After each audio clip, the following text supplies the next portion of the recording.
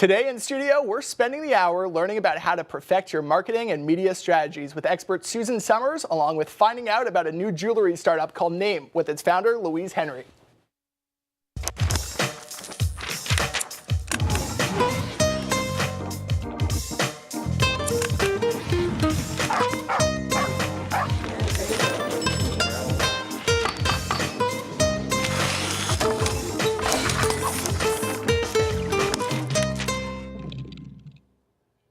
And welcome to Toronto Speaks Entrepreneurship. I'm your host, Evan Kozner, and today we have the privilege of hanging out with Susan Sommers, who's a marketing and media relations expert, and also Louise Henry, who's the founder of Name, which is a brand new jewelry startup. We're here to answer your questions. Susan's going to answer any question you have about marketing or media relations. You can give us a call at 416-446-7090. You can tweet us at Toronto Speaks. You can go to Facebook at facebook.com/Toronto Speaks. And if you want to email us, you can email us at torontospeaks@rci.rogers.com. And all that information is right over here.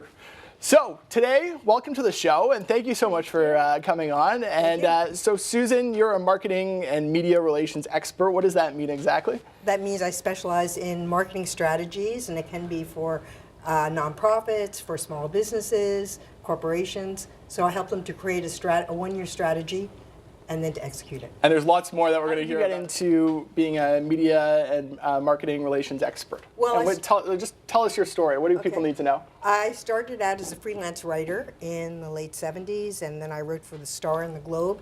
And when I realized I couldn't make a living from freelance writing, I took a course at U of T in PR and basically started my own business. And I hung out my shingle in my spare bedroom. Now I have an actual nice office in my home, but so I've had my PR firm for 30 years. Wow. Yeah. And then you got into marathon running and training and all that stuff, and now you're starting your own company there as well, is that? Yeah, so what happened was about 10 years ago, I joined the YMCA, and I started to go to classes, and I ended up doing 2 full marathons in my 60s and 30 races in the last 10 years. And as a result, I created a book called Power Source for Women, which is on fitness for women. And suddenly I, after 30 years, had a new business. So all the things that I teach and talk about and tell clients, I had to do for myself all over again. And you're here consulting with us today. And again, the numbers on the bottom. It was a popular trend for girls to wear their names written in text, sort of made famous by Carrie Bradshaw. So I thought, couldn't I do an update on that, something that was high quality and a bit more meaningful and subtle.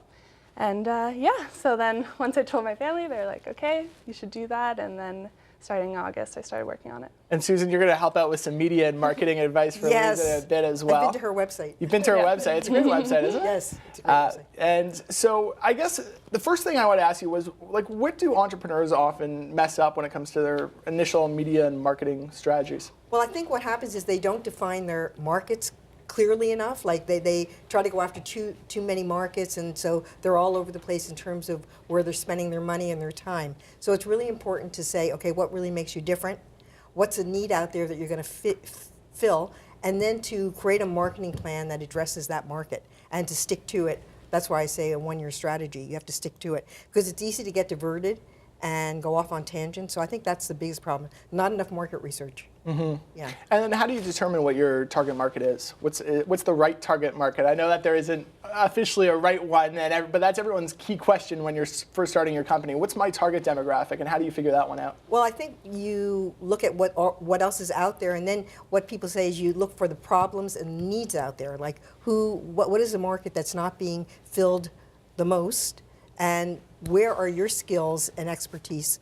Where are they, and how do they match it, right? So, as I said, doing a lot of that market research on the internet. I love the internet now because it's a great place to look at competitors, go to shows and see who else is out there. So really look before you start to see what makes you different, and know what makes you different. So are there inexpensive ways of starting to market your company?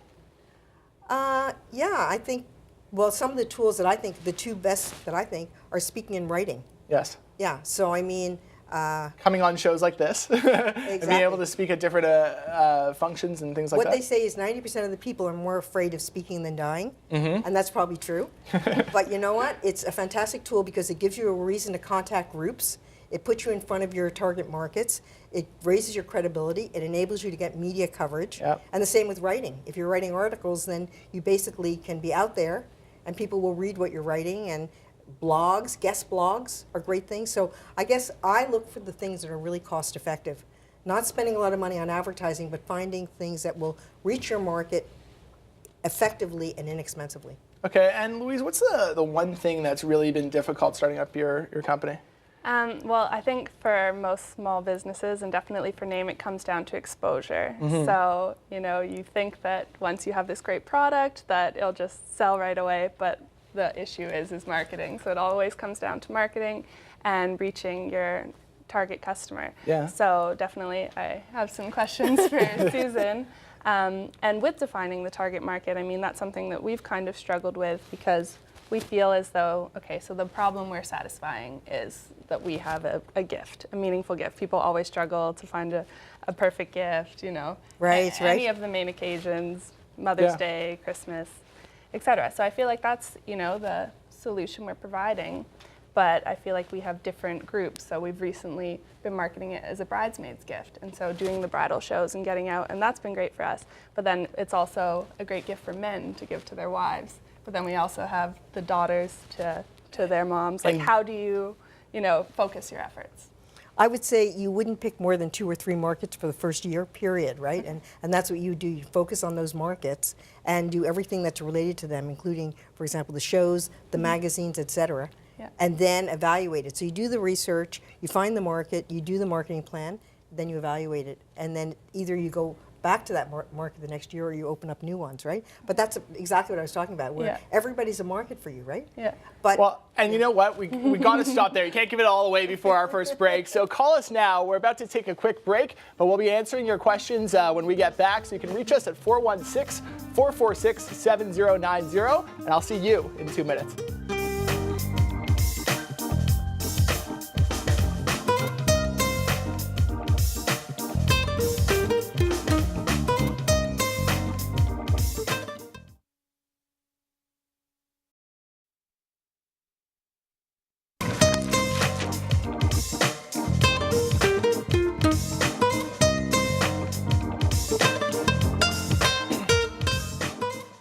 And welcome back to Toronto Speaks Entrepreneurship. Again, I'm your host, Evan Kozner, and today we are joined by Susan Sommers, who's a marketing and media relations expert and the president of Susan Sommers and Associates. Not to be confused with the other Suzanne Sommers, who's on a different TV show. You must get that all the time. yes, all the time. And Louise Henry's here as well, who's a recent entrepreneur. She started a new company called Name, which is fantastic, and creating different jewelry and different items that are personalized directly for you. So guys, you better buy them now before Valentine's Day next year, because the way that they're selling, they've been doing really great. So congratulations as well. And I see a lot of bad ideas, and your idea is one of those ideas that really sort of sparked my eye.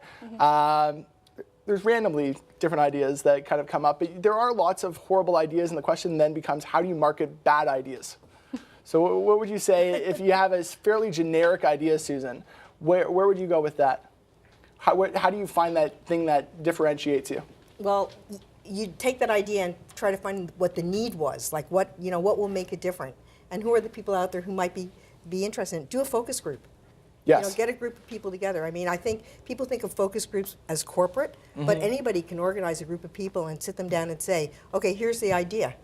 And what do you think? What do you think of the logo? What do you think of the pricing? If it's a retailer, where would you go to buy something, right? So I think you really have to, if it's a bad idea, then try to massage it with a group of people and try to come up with some way to make it work. And of course, as an entrepreneur, I think it takes a little while to acknowledge that your idea isn't so great when that does happen, because it does happen to serial entrepreneurs. I've been there where I have better and worse ideas as they come along. It, right? You hang on to it, and you never want to let that go. So the question becomes, what's the next step for that?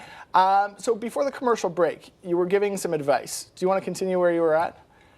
So yeah, I was saying zero in on a couple of markets, Yes. right? And then make that part of your marketing plan. And then around those markets, figure out what your goals are, and then find out the events that you can get involved with, the media who reach those markets. Like, let's take the bridal market, the bridal shows, but also the media that, and guest blogging on wedding-related blogs, I mean, so look for those kinds of things that you can get involved with. And magazines. If magazines are having bridal outfits or whatever, you should really be trying to get your jewelry into magazines. I don't know how much. Have you done much of that?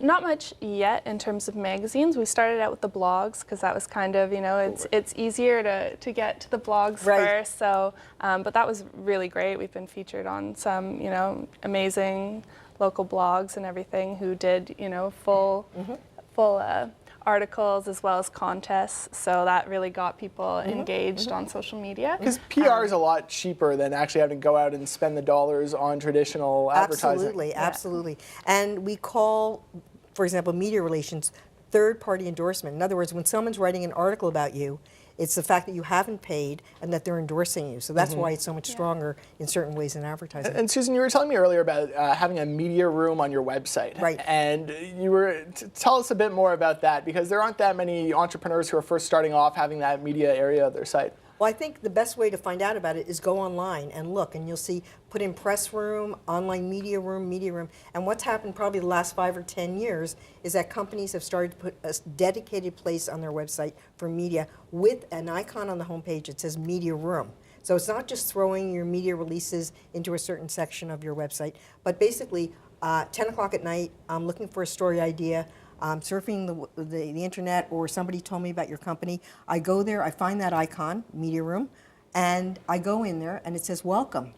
You're basically saying media, welcome, please, please get in touch with me. And the media room would have everything from a backgrounder on you to some success stories, to some testimonials, to some story ideas. So it's really more than just, as I said, just the media coverage that you've gotten. Like I saw you had a great YouTube video. That's absolutely wonderful, right? But I'm saying that's the media room. And so what you don't want to do is don't make the media sign in. Don't ask them to sign in, because they really want to go in and just look and then get in touch with you. And then you would launch it. You'd send a release to the media saying, I've got a new media room. And so it's a really great way for them to get used to going there on your website to look for things. Would having high-res logos be part of that as well, I assume? So anything corporate that kind of makes it accessible so that it's easy to feature? High-res, low-res photos would be in there. Yeah, exactly. Like you'd have all those kind of elements. Now, I also get what you're saying is that it's for the media, not your media article collection. But would you put any stories that you've done, would that be on there as well? Yeah, you could include that as well. Yes, absolutely. One thing that I've also noticed is that when you start off your company, you start to get all these different articles about you over time. But often they disappear or they change the format. So my personal tip is if you can download it and save it as a PDF, so you've always got that backup copy to send out later if need be, or there's a really great article to send someone, make sure you download it or have a screen grab of it so that it looks proper and presentable, and start to create a portfolio of those articles for you.